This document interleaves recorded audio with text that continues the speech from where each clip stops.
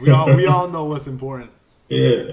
Well, what's going on, everyone? Juan Valdez here, and I'm here with Raymond and Jacob, and we were just chopping it up for a little bit, but they're actually students of ours that we've had go through the P2P Accelerator, and I just took some time to kind of go through and have them give me a little bit of feedback as far as, we covered their story, but also give me feedback on their business and how they're doing things, and I kind of just explained how I do things and how I like to see e-commerce overall.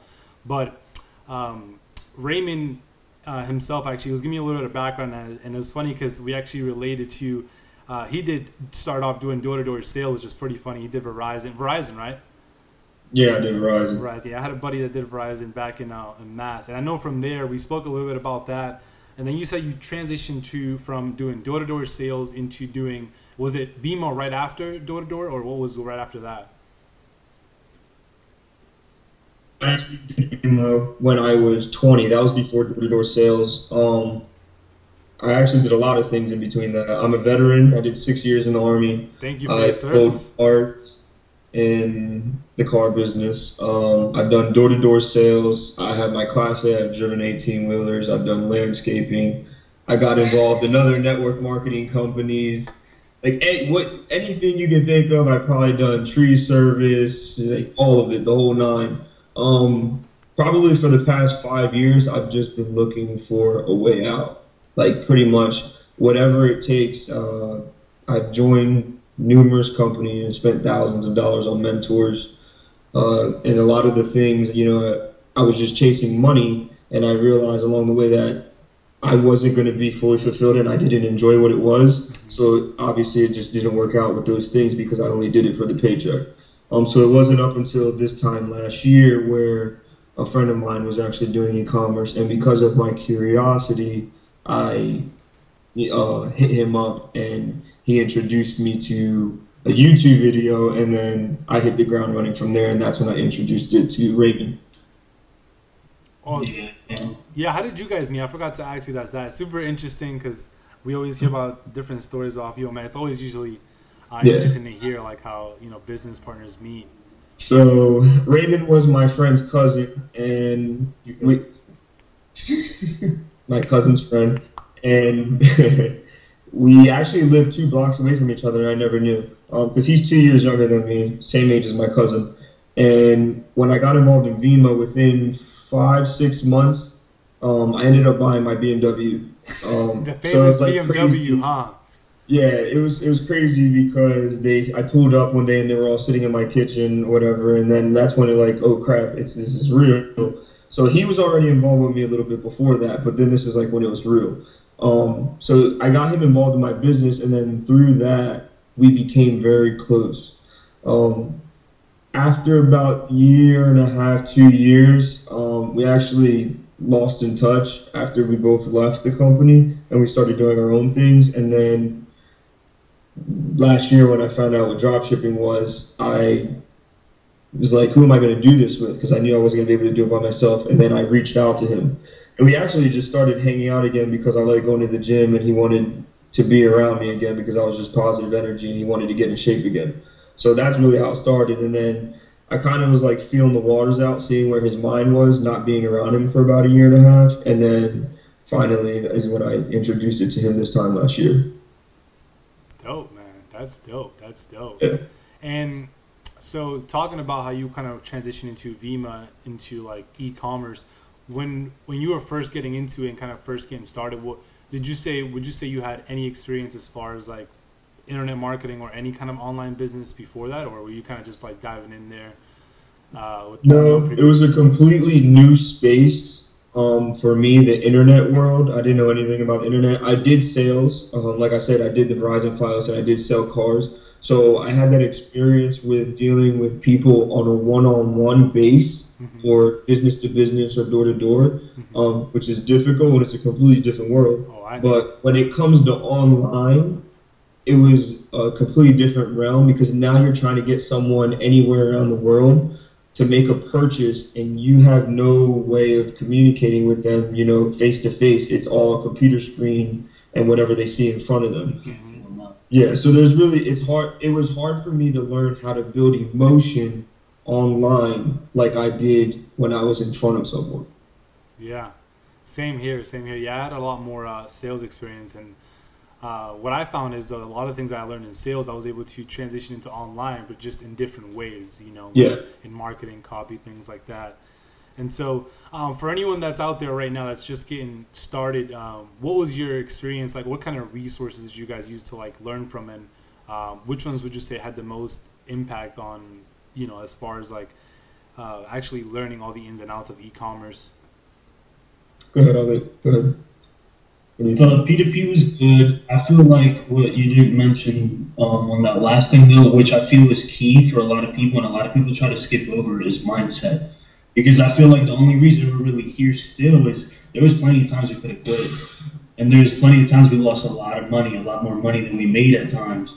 And a lot of people that just quit, but the resilience and just the mindset to keep going and not stopping. And that's why we got to see this bit of success. And having a partner that when one of us feels like crap or doesn't want to keep moving, the other one is pushing us and pick up the weight to bring that other person up. I think that's huge. Because now that we've seen a little bit, whatever, I don't consider it success, but just we've made some money online. People have contacted us, and a lot of people look for free handouts. And I don't, especially in this business, this is not a free handout thing. Like, this is something that you have to fall on your face a lot and a lot and a lot and a lot to learn. It's a different world. Mm-hmm. So back to your question, where, you know, what would I say contributed the most to, you know, getting us here in the beginning? What would I recommend? I'd say education.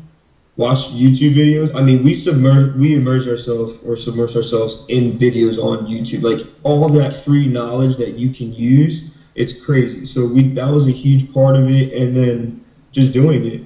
There's never a right time to start. Like, you're not gonna have it. You have to just do it. And if you have to, keep doing free trials.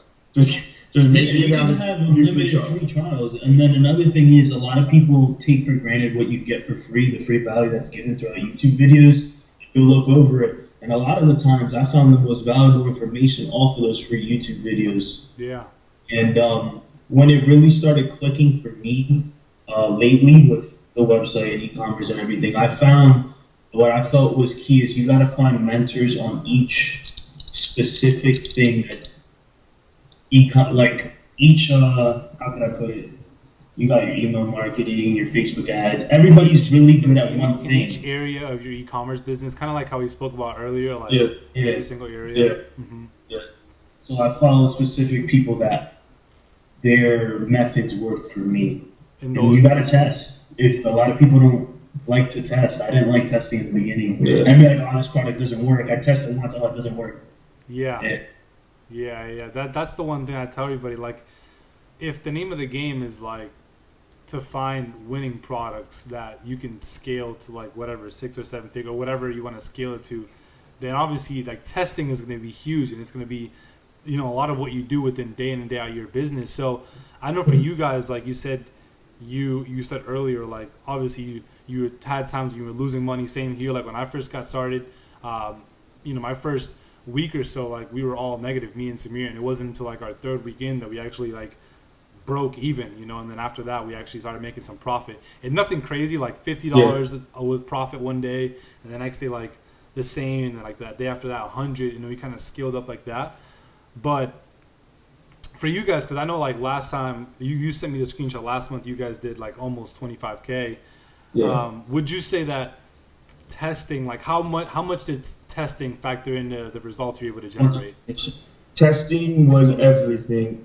Let's just put it this way: we tested for a year, so it took us about a little less than a year, probably 8-9 months to actually make that. We've probably broken even, or actually have been negative probably this whole year. Not like crazy amounts, but we tried 3 different stores before this. Things that we weren't passionate about, things that we didn't do research on, literally just trying it because It's what other people were doing. It was a competitive space. You gotta stand out. So, and it all didn't work. And then we were just kept trying to figure out, like, what are we going to do? What are we going to do? What are we, what are we going to sell? What store do we open up next? And then finally we opened this one about 4 months ago.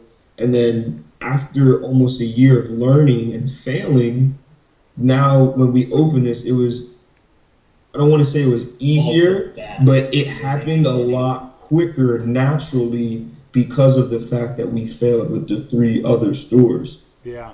So, when I talk about, sticking with it, like, that's a huge thing. Like he said, we could have given up, way before that, but we kept going. We worked our jobs to pay for our business, when we weren't making any money. We sacrificed everything. Like now, we moved from South Jersey. Now we're here in Tempe, Arizona because, like Grant Cardone says, who's got my money? You want to be close to the people. That's another huge key factor. Trying to get as close to the people that are in the same space that you're in, and try and learn as much as you possibly can from them. Yeah, that's huge, man. Yeah, the fact that now you guys are able to, use your job as a resource to fuel your business, and then now, you guys are kind of fully doing this full time, and now you're able to move, completely out and into your own space in Arizona. Like that's huge, man. I mean, for a lot of people, that's like already a huge milestone. Like I was telling you guys, like I personally have seen the most growth from moving out, so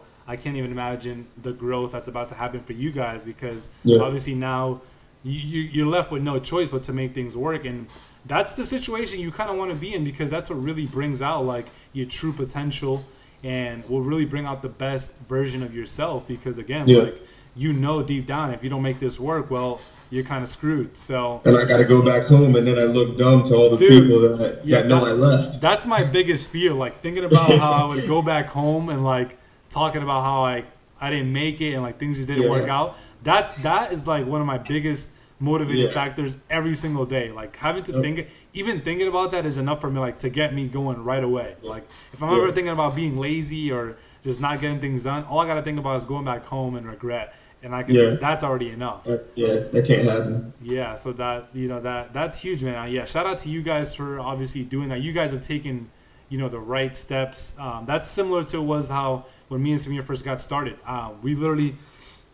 I've been decent enough where I've been good enough with like managing money. So like I personally used all of my money from door to door, and I used it to invest in every like personal training or like just self-education and investing in all kinds of resources, like literally everything. Luckily, after I invested in obviously those tools, I've always gotten my return. Like when I wanted to learn sales, I literally bought sales programs to increase my my skill sets in sales, and that's why I was able to make money doing sales, like actually decent money.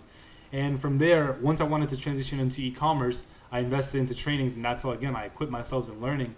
And every single time I found that I have used one resource for another to build on top, like for example using door-to-door sales to have the money to be able to invest in training programs and then be able to use that money to fund our e-commerce business, like it's always worked hand in hand. And the fact that you guys did that honestly is like huge, because that's like I've noticed, I've been researching a good amount of like successful people, and a lot of things that they do is like use one business or resource to fund another. So like you guys were already following in those footsteps, and that's what I try to do. Like any income that I use from like e-commerce, like I literally use it to learn about other opportunities, other businesses, and other things that I can also expand into, because obviously that's how you keep growing. So dude, that's the only way. I mean, you have multiple sources of income. That was one of the reasons why I went and learned how to do eBay a few months ago too, because it's just another source. Yeah. Even if it's $1,000 a month, which I actually ended up doing more than I did 3,000, not knowing anything. It was extra money. Yeah. It was just extra money. So, always, look for other things and keep, compounding on what that income is, because it's just going to keep growing. And that's crazy, because I actually have never heard. So earlier we were talking, and right before we started this video, and they were telling me how they